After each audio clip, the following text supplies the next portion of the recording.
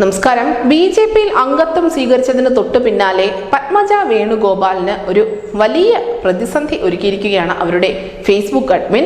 കാരണം അവർ ബി.ജെ.പിയിലേക്ക് ചേർന്നതിന് തൊട്ടു പിന്നാലെ പത്മജയുടെ ഫേസ്ബുക്കിൽ വന്ന ഒരു കുറിപ്പ് ഇങ്ങനെയായിരുന്നു: ഇ.ഡി വന്നാൽ പിന്നെ ബി.ജെ.പിയിൽ ചേരുകയല്ലേ രക്ഷയുള്ളൂ എന്നാണ് പത്മജയുടെ ഫേസ്ബുക്ക് വാളിൽ പ്രത്യക്ഷപ്പെട്ട കുറിപ്പ്.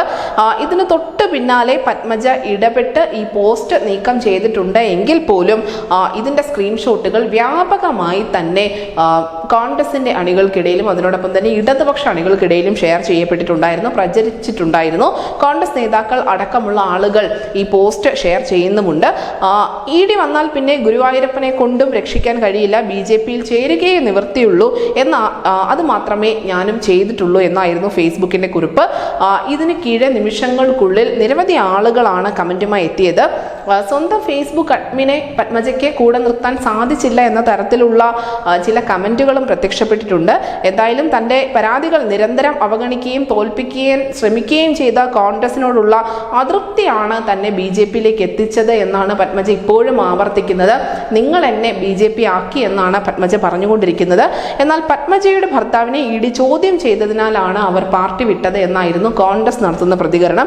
അർഹിക്കുന്ന പരിഗണന കിട്ടുന്നില്ലെങ്കിൽ എന്തുകൊണ്ട് CPM-ലേക്ക് പോയില്ല എന്നുകൂടി കോൺഗ്രസ് നേതാക്കൾ ചോദിക്കുന്നു.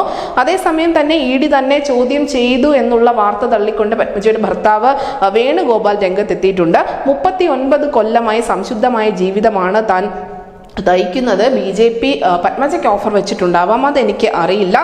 ഞാൻ സാധാരണ ഒരു അംഗമാണ് എന്നാണ് വേണുഗോപാൽ പ്രതികരിച്ചിട്ടുള്ളത്. വേദനയോടെയാണ് പത്മജ ബി.ജെ.പിയിലേക്ക് പോകുന്നതെന്നുകൂടി വേണുഗോപാൽ അറിയിച്ചിട്ടുണ്ട്. അവരവിടെ നിന്ന സമയത്ത് അവർക്ക് അർഹമായ ഒരു പരിഗണനയും നൽകിയിരുന്നില്ല, അതുകൊണ്ടാണ് ഇപ്പോൾ അവർ ബി.ജെ.പി പാളയത്തിലേക്ക് വന്നതെന്ന് തന്നെയാണ് ഭർത്താവ് പറയുന്നത്. പക്ഷേ പത്മജയുടെ സ്വന്തം സ്റ്റാഫ് ഈ ഫേസ്ബുക്ക് അഡ്മിൻ ചെയ്ത ഈ ഒരു പ്രവൃത്തി, അവർക്കെതിരായ കുറിപ്പ് അവരുടെ തന്നെ വാളിൽ ഇട്ട ആ ഒരു പ്രവൃത്തി, അതിനെതിരെ വ്യാപകമായ രോക്ഷം ഉയർന്നു വരുന്നുണ്ട്. പ്രത്യേകിച്ചും ബി.ജെ.പിയുടെ നേതാക്കൾക്കിടയിൽ നിന്നും ശമ്പളം വാങ്ങി ജോലി ചെയ്യുന്ന ഒരു അഡ്മിൻ ഇത്തരത്തിൽ ഒരിക്കലും പ്രവർത്തിക്കാൻ പാടില്ലായിരുന്നു, ഇത് ചതിയാണ് എന്ന തരത്തിലായിരുന്നു ബി.ജെ.പി നേതാക്കളും അല്ലെങ്കിൽ ബി.ജെ.പി പ്രവർത്തകർ ഉൾപ്പെടെയുള്ളവരുടെ ഒരു ആരോപണം.